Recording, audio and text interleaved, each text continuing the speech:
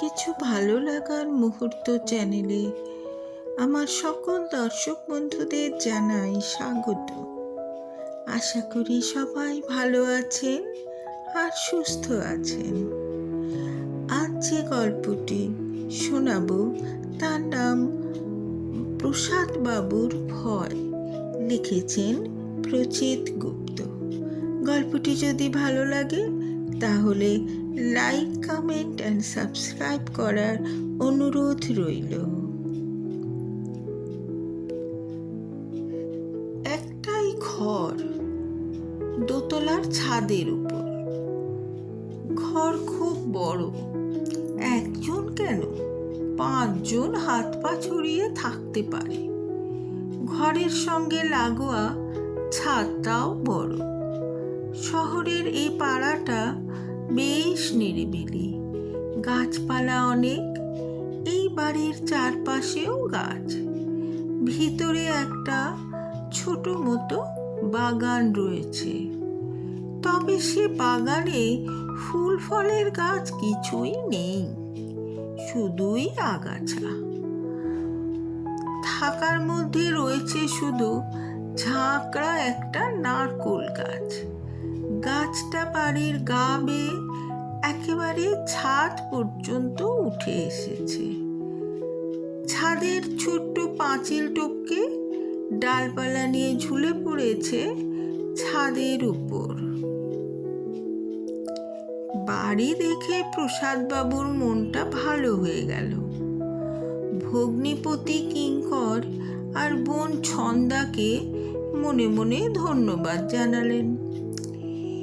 এ বাড়িটায় না এলে মস্ত বোকামি হয়ে যেত।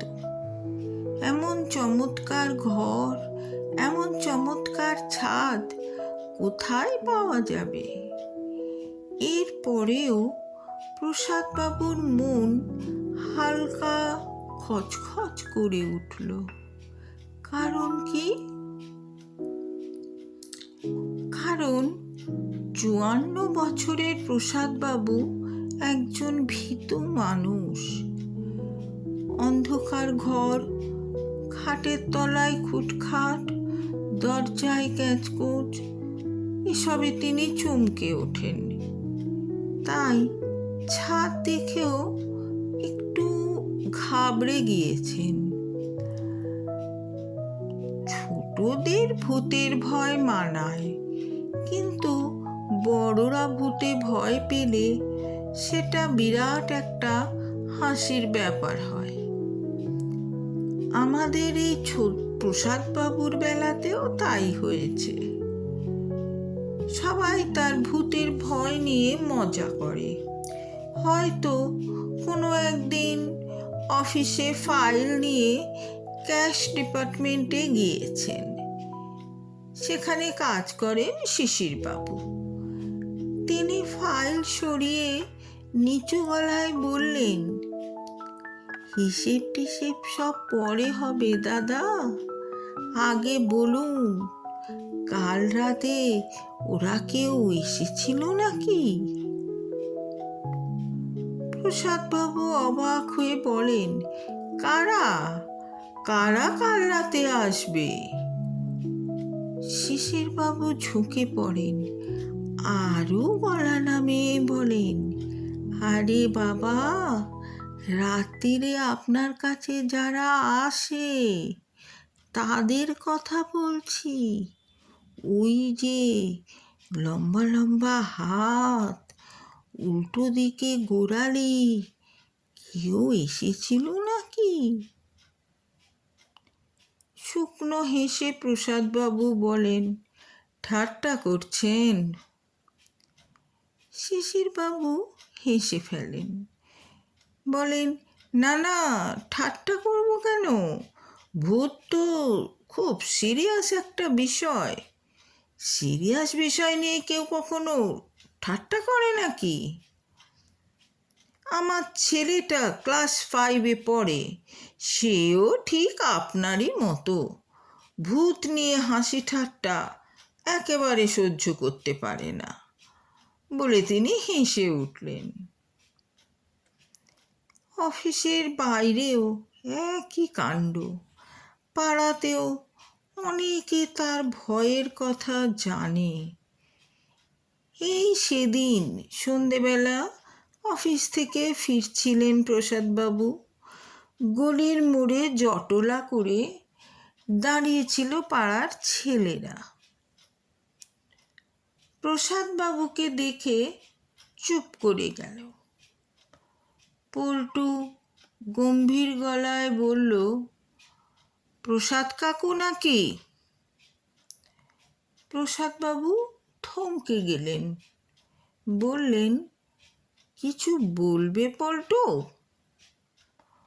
পল্টু সিরিয়াস গলায় বলল, না, তেমন কিছু না, আপনাকে একটু সাবধান করে দিচ্ছিলাম। প্রসাদবাবু বললেন, সাবধান? কিসের জন্য? গোলমাল টোলমাল কিছু হয়েছে নাকি? পল্টু গলা গম্ভীর করে বলল, না, এখনো হয়নি, তবে হতে পারে। আজ অমাবস্যা কিনা, ভূতেদের ফেভারিট তিথি। এজন্যই আপনাকে বলছিলাম যে সাবধানে থাকবেন কাকু। ছেলেরা সবাই হেসে উঠল। প্রসাদবাবু মাথা নামিয়ে হাঁটতে লাগলেন।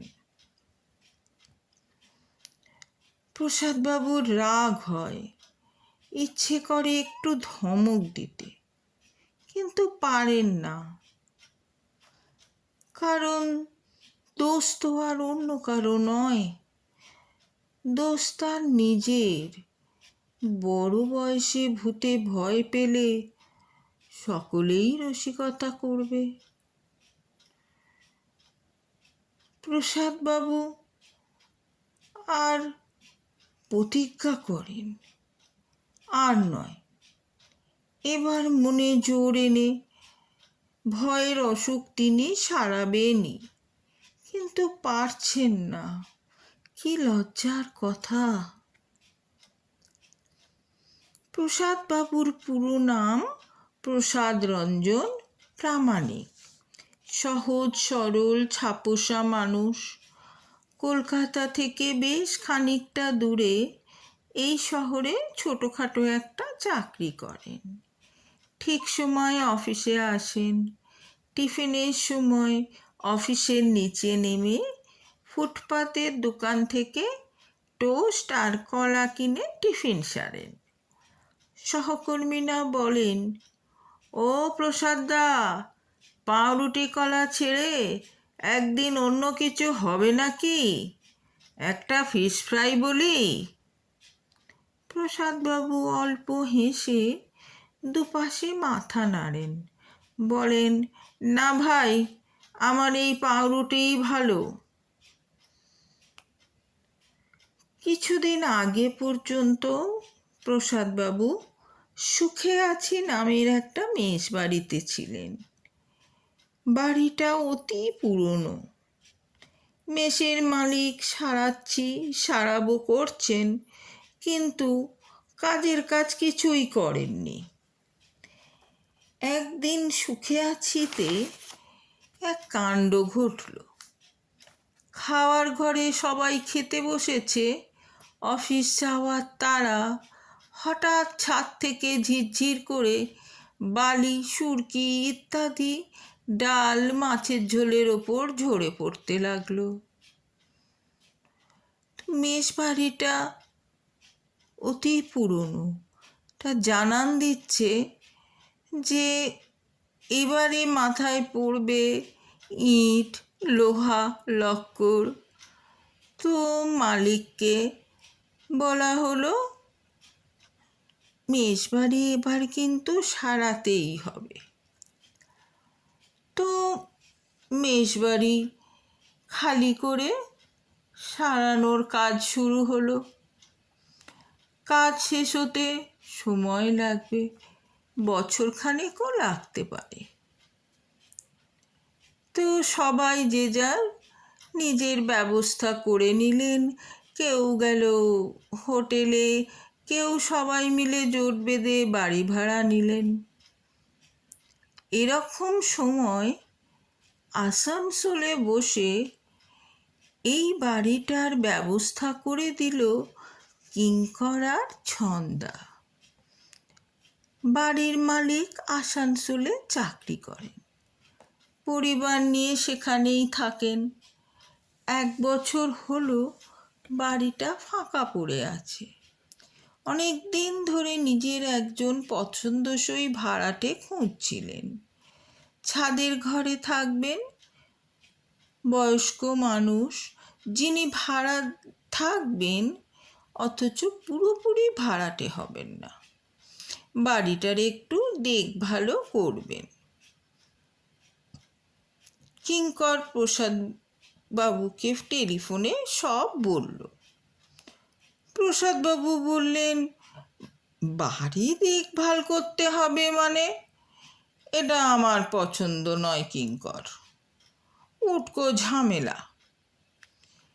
কিঙ্কর বিরক্ত গলায় বলল, চুপ করুন।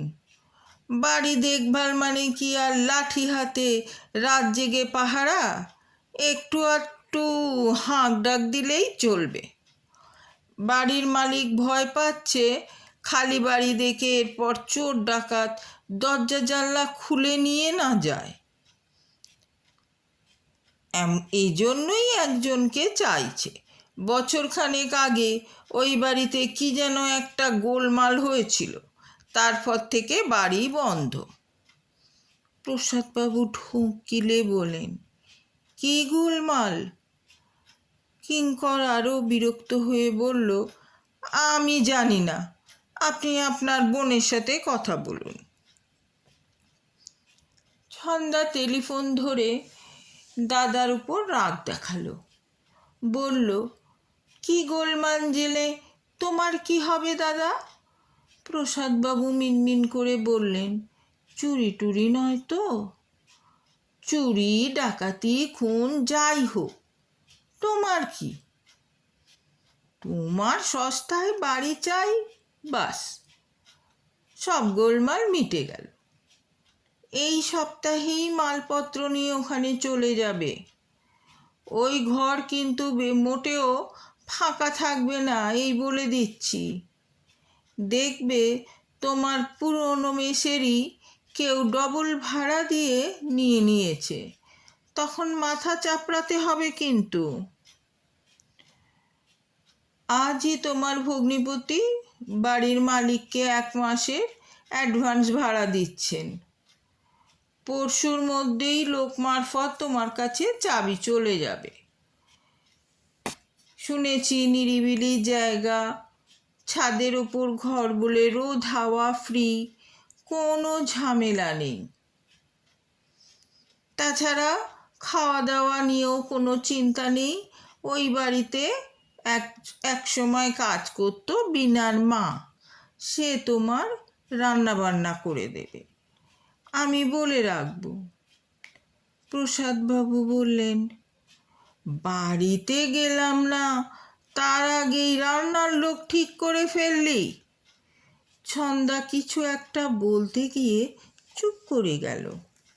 বলল, তুমি অত ভেবো না, আমি নিজে গিয়ে তোমার নতুন বাড়ি গুছিয়ে দিয়ে আসবো। ওকে ছুটি নিতে বলেছি। প্রসাদবাবু বুঝলেন আর কোনো উপায় নেই, বোন ভগ্নিপতি ঠিক করে দেওয়া বাড়িতেই উঠতে হবে। বেচারিরা অত দূর থেকে বাড়ি খুঁজে দিয়েছে, এটাও একটা কথা।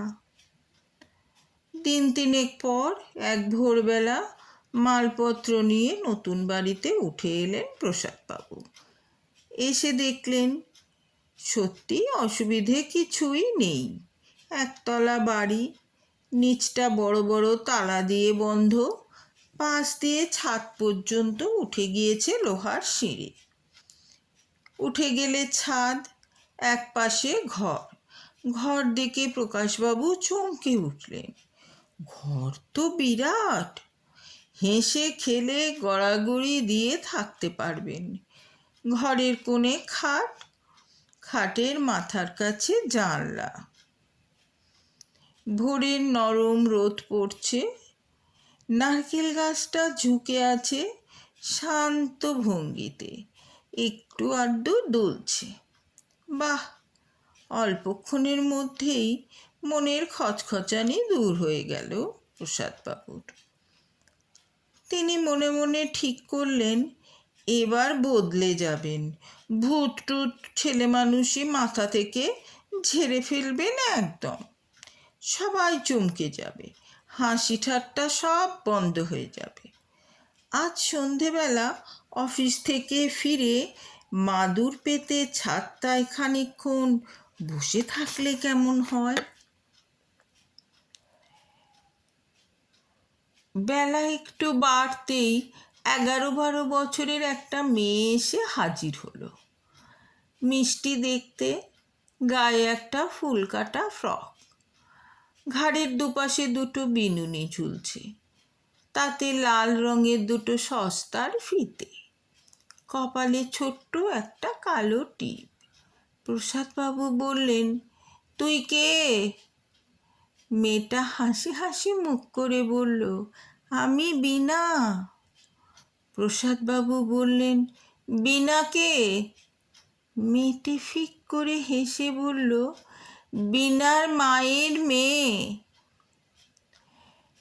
প্রসাদবাবুর এবার মনে পড়ে গেল, বীণার মা মানে যে মহিলা তার রান্না করবে। প্রসাদবাবু বললেন, তোর মা কোথায়? বীণা বলল, মায়ের জ্বর হয়েছে, আমায় বললে তুই গিয়ে রান্না করে দিয়ে আয়, নইলে নতুন মানুষ বিপদে পড়বে। প্রসাদবাবু অবাক হয়ে বললেন, তুই কি রান্না করবি এইটুকু মেয়ে? বীণা হেসে বলল, এইটুকু মেয়ে বলে এইটুকু রান্না করব, ভাত ডাল আলু ভাজা, চলবে তো? প্রসাদবাবু মেয়েটির কথা শুনে মজা পেলেন, বললেন, ডাল ভাতে খুব হবে, তুই বেশ গুছিয়ে কথা বলতে পারিস তো বীণা, গুছিয়ে রান্নাও করতে পারি। প্রসাদবাবু হাসলেন, বললেন, তুই কথায় কথায় হাসিস কেন? বীণা একমুখ হেসে বলল, মনে হয় হাসির রোগ আছে। প্রসাদবাবু চোখ পাকিয়ে তাকালেন, বীণা রান্নাঘরে ছুটে পালালো। বীণা ছুটে যাওয়ার সময় একটা ঝমঝম আওয়াজ পেলেন প্রসাদবাবু। মেয়েটা ঘুঙুর পড়েছে নাকি? কই, চোখে পড়ল না তো। কে জানে, ছোট মেয়েরা ছোটাছুটি করলে বোধহয় এরকম ঘুঙুরের আওয়াজ হয়। প্রসাদবাবু হেসে ফেললেন। অফিস যেতে হবে, খানিক পরে খবরের কাগজ রেখে স্নানে গেলেন। এই বাড়িতে জলের সমস্যা নেই, সময় নিয়ে স্নান করা গেল। সুখে আছি মেশে জলের টানাটানি ছিল, মাথা পিছু 1 বালতি করে পাওয়া যেত। খেতে বসলেন প্রসাদবাবু। বীণা রান্না ঠিক করেনি, গাদাখানেক চিনি সবেতে। ছোট্ট মেয়ে, কতটা আর পারবে? যাই হোক, প্রসাদবাবু ঠিক বললেন, রাত্রে রুটি করতে কখন আসবি? বীণা বলল, আমি আর আসবো না, রাতের রুটি তরকারি করে গেলাম, কাল থেকে মা আসবে, বীণার মা। বলে বীণা হি হি করে হেসে উঠল। বীণার হাসি শুনে প্রসাদবাবুর ভালো লাগলো। তবু বললেন, ফাজিল মেয়ে, আবার হাসে, চর খাবি এবার? ঠিক আছে, তুইও মায়ের সঙ্গে সঙ্গে মাঝে মাঝে চলে আসিস। কি জানি মা আমাকে আসতে দেবে কি না, মনে হয় না আসতে দেবে। প্রসাদবাবু বললেন, ঠিক আছে, আমি বলে দেব। প্রসাদবাবু অফিস যাওয়ার জন্য বেরিয়ে গেলেন। ঘরে তালা দিলেন। বীণা দাঁড়িয়ে ছিল ছাদের এক কোণে। প্রসাদবাবু বললেন, কিরে, বাড়ি যাবি না? আমি একটু থাকবো এখানে, এই বেশি না, খানিকক্ষণ। দু আঙুল ফাঁক করে খানিকক্ষণ সময় দেখালো বীণা। প্রসাদবাবু ভুরু কুঁচকে বললেন, থাকবি? কি করবি? বীণা আবদারের ঢঙে বলল, ছাদে খেলবো। তো বাড়ি গিয়ে খেল। বিনুনি ঝাঁকিয়ে বীণা বলল, মা খেলতে দেবে না, কাজে পাঠিয়ে দেবে। এমনিতেই মেয়েটাকে খুব পছন্দ হয়েছে প্রসাদবাবুর। এখন মনটা আরো নরম হয়ে গেল। আহারে, ছোট্ট মেয়ে কাজকর্ম করে খেলতে চাইছে। হেসে বললেন, সে না হয় থাকবি, কিন্তু খেলবি কার সঙ্গে? একা? বীণা উৎসাহ নিয়ে বলল, একাই খেলবো। ছক কেটে এক্কা দোক্কা খেলবো। আর ওই যে গাছটা আছে, নারকেল গাছটা, ওর সঙ্গেও খেলবো। দেখো না, আমার সঙ্গে একবার খেলবে বলে একেবারে ছাদে উঠে এসেছে। আমরা হাত ধরাধরি করে নাচবো, লাফাবো। দুজনে আগেও খেলেছি। এগিয়ে গিয়ে গাছের পাতাগুলো ধরে নাড়া দিল বীণা। ডালপালা দুলে উঠল, সাড়া দিল। প্রসাদবাবু মনে মনে বললেন, পাগল মেয়ে। মুখে বললেন, ঠিক আছে, খেল, আমি চললাম। তুই যখন যাবি, সিঁড়ির মুখের গ্রিলের দরজাটা ভালো করে বন্ধ করে দিয়ে যাবি। আর তোর মা কাল যেন তাড়াতাড়ি আসে, দেরি হলে অফিসে লেট হয়ে যাবে। লোহার সিঁড়ি বেয়ে নিচে নামার সময় প্রসাদবাবু গুনগুন করে গান করতে লাগলেন। কত বছর পর যে তিনি নিজের মনে গান করলেন। অফিসের কাউকে নতুন বাড়ির কথা ভাঙলেন না প্রসাদবাবু। তিনি ঠিক করেছেন, রবিবার সন্ধেবেলা অফিস আর সুখে আছি মেসের কয়েকজনকে ডাকবেন। ছাদে বসে গল্পগুজব হবে, সঙ্গে চা আর একটা করে ফিশ ফ্রাই। একটু খরচ হয়ে যাবে ঠিকই, তা হোক। অফিস থেকে বাড়ি ফিরে প্রসাদবাবুর মন আরও ভালো হয়ে গেল। ছাদটা একেবারে ঝকঝক করছে। বোঝাই যাচ্ছে বীণার কাজ। খেলা শেষে ঝাঁট দিয়ে গিয়েছে। একপাশে ইট দিয়ে আঁকা এক্কা দোক্কা খেলার অস্পষ্ট ছক। প্রসাদবাবু মুচকি হাসলেন। নিজের হাতে চা বানিয়ে এনে ছাদে মাদুর পেতে বসলেন। ফুরফুর করে হাওয়া দিচ্ছে। ঘরে ফেরা পাখির কিচিরমিচির ডাক। ধীরে ধীরে সন্ধে নামল। আকাশ ভরা তারা, মস্ত বড় একটা চাঁদ। নারকেল গাছের পাতার হাওয়া লেগে ফিসফিস করে আওয়াজ হচ্ছে। বেশ লাগছে। এভাবে আকাশ, গাছপালা, পাখি অনেক দিন দেখা হয়নি। না, রিঙ্কুর আর ছন্দা কাজটা ভালোই করেছে। প্রসাদবাবু হাত বাড়িয়ে নারকেল গাছের পাতা ছুলেন। পাতার দল হাওয়ায় সরসর করে সরে গেল, ফিরে এলো আবার, যেন প্রসাদবাবুর সাথে খেলতে চাইছে। অনেক রাত পর্যন্ত ছাদেই বসে রইলেন প্রসাদবাবু। নিজেই অবাক হয়ে গেলেন। কই, ভয়টয় কিছু করছে না তো? ভয় সব পালিয়েছে নাকি? নিশ্চয়ই পালিয়েছে। কিন্তু না, ভয় পালায়নি।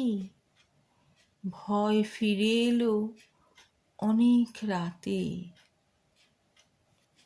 নতুন বাড়িতে সাধারণত প্রথম দিন একটু ঘুম আসতে দেরি হয়, কিন্তু এই বাড়িতে প্রসাদবাবু বিছানায় শুয়েই ঘুমিয়ে পড়েছিলেন। ঘুম ভাঙল এক ধরনের অস্বস্তিতে। প্রসাদবাবু বুঝতে পারলেন অস্বস্তি নয়, আওয়াজ। হালকা একটা আওয়াজে ঘুম ভেঙেছে। ঝম ঝম। আওয়াজটা আসছে থেমে থেমে।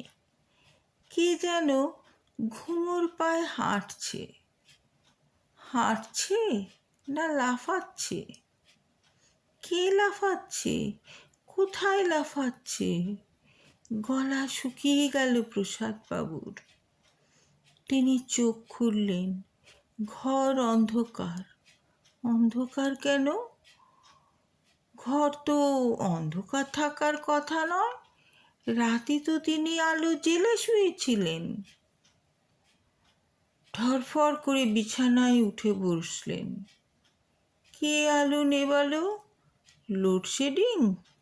হতে পারে। মাথার ওপর ফ্যান ঘুরছে না।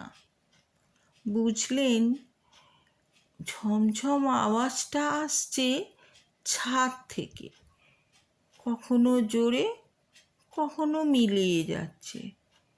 শরীরের অস্বস্তিটা এবার ভয়ের চেহারা নিল। অন্য কোনো সময় এর ছিটে ফোটা ভয় পেলেও প্রসাদবাবু চাদর মুড়ি দিয়েছেন। আজ কিন্তু উঠে বসলেন। একবার ছাদে গিয়ে দেখলে কেমন হয়? কথাটা ভাবতেই প্রসাদবাবুর মন একসাথে দুটো উত্তর দিল। একবার বলল, কিচ্ছু হয়নি, সব মনের ভুল। নিজে গিয়ে দেখে এসো, ভয় পেলে চলবে না। ভয়ের দিন তোমাকে শেষ করতে হবে। তারপরেই বলল, যেও না, যেও না, বাইরে বিপদ আছে। দোনমনার মধ্যেই খাট থেকে নামলেন প্রসাদবাবু। অন্ধকারে টলতে টলতে দরজার দিকে এগিয়ে গেলেন। পা দুটোকে মনে হচ্ছে পাথর। কাপা হাতে ছিটকিনি খুলতে অনেকটা সময় গেল। খোলা দরজা দিয়ে কয়েক পা বেরিয়ে এসে দাঁড়ালেন। নির্জন অন্ধকার ছাদ। আকাশে চাঁদ নেই, অসংখ্য তারা। ছাদ জুড়ে নরম আলো পড়েছে কুয়াশার মতো। বেশ লাগছে দেখতে। মনে সাহস এনে চারপাশে ভালো করে তাকালেন প্রসাদবাবু। না, কেউ নেই। দূরে বড় রাস্তা দিয়ে ট্রাক চলে যাওয়ার আওয়াজ ভেসে এলো। নিশ্চিন্ত হলেন। ভাগ্যিস চাদর মুড়ি দিয়ে শুয়ে থাকেননি, তাহলেই ভয়টা বেড়ে যেত। সকালেই এই চমৎকার বাড়ি ছেড়ে পালাতেন। ঘুরে দাঁড়িয়ে ফের ঘরে ঢুকতে গেলেন প্রসাদবাবু। আর তখনই চোখে পড়ল নারকেল গাছটার দিকে। নিমেষে ঠান্ডা একটা স্রোত বয়ে গেল শরীরের মধ্যে দিয়ে। ওটা কি? গাছ তো নয়, অন্য কিছু। একটা মানুষ যেন। ঝাপসা চুল, হাসছে। অন্ধকারের চোখ মুখ, অন্ধকারের হাসি। ডালপাতাগুলো লম্বা হাতের মতো বাড়িয়ে রেখেছে। পেতে রেখেছে ছাদের ওপর। হাওয়ায় দুলছে তারা। আওয়াজ হচ্ছে খসখস খস খস। খামচে ধরার আগে বাঁধানো ছাদে যেন নকশা নাচছে। চোখের পাতা ফেলতে পারছেন না প্রসাদবাবু। তাকে কে যেন মাথার ভিতরে বলছে, চলে যাও, পালিয়ে যাও, ঘরে ঢুকে দরজা বন্ধ করে ফেলো এখনই। কণ্ঠস্বরটা বাচ্চা মেয়ের মতো, চেনা, কিন্তু চিনতে পারছেন না প্রসাদবাবু। তিনি বুঝতে পারছেন এখনই ঘরে ঢুকে যাওয়া দরকার, খুব দরকার, কিন্তু পারছেন না। নারকেল গাছের ডালপালা তাকে হাতছানি দিয়ে ডাকছে। তারপর হাত ধরে টান দিল। তিনি সম্পূর্ণ নিজের অনিচ্ছায় এগিয়ে যেতে লাগলেন ছাদের কিনারার দিকে। আর কয়েক পা গেলেই ছাদের ছোট্ট পাঁচিল। পাঁচিল টপকালেই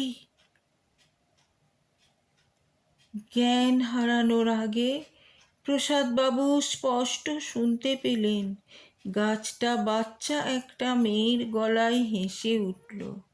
গলাটা এবার চিনতে পারলেন, ছোট্ট মেয়ে বীণা।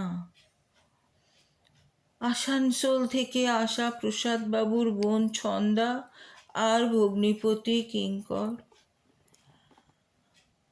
তারা প্রসাদবাবুকে না জানিয়ে কাল রাতে ট্রেনে উঠেছিল। পরিকল্পনাটা কিঙ্করের, একেবারে বাড়িতে হাজির হয়ে প্রসাদবাবুকে চমকে দেবে। এই কারণে দুদিন অফিস থেকে ছুটি নিয়ে এসেছে। দাদার জন্য বাড়িটা একটু গুছিয়ে দিয়ে ছন্দাও যাবে। রান্নার একজন লোক চাই, খুঁজতে হবে। বীণার মা থাকলে তো কোনো চিন্তা ছিল না, কিন্তু এ শহরের পাট চুকিয়ে সে চলে গিয়েছে। 1 বছর আগে পর্যন্ত এ বাড়িতে বন্ধ দরজা খুলে ঝাড়পোছ করতে আসত। সঙ্গে তার 12 বছরের মেয়েটাও থাকতো। ছাদে খেলতো। একদিন খেলতে খেলতে এই বাড়ির ছাদ থেকেই পড়ে মারা যায় বেচারি। তার মা তখন একতলায় ছিল। বাড়ির মালিকের কাছে ছন্দা শুনেছে বীণা মেয়েটা ছিল ভারী সুন্দর, কথায় কথায় হাসত। যা বায়না করার একজোড়া ঘুঙুর কিনে দিয়েছিল তার মা। মেয়েটা সেই ঘুঙুর পরে লাফিয়ে বেড়াতো। আওয়াজ হতো ঝমঝম ঝমঝম। বীণা যে কি করে ছাদ থেকে পাঁচিল টপকে পড়ল তা নিয়ে রহস্য রয়ে গিয়েছে। কেউ যেন হাত ধরে টান দিয়েছিল, নইলে পাঁচিল টপকাবে কেন? যদিও এসব কথা প্রসাদবাবুকে বলেনি তার বোন, একেই তিনি ভীতু মানুষ। কিঙ্কর ডাক্তার ডাকতে ছুটল। কেমন লাগলো আপনাদের এই গল্পটা? আপনারাও কি মনে করেন ভূত বলে কিছু আছে? অবশ্যই কমেন্টে আপনাদের মতামত লিখবেন। আজ তাহলে আসি, আবার দেখা হবে নতুন গল্প নিয়ে। ধন্যবাদ।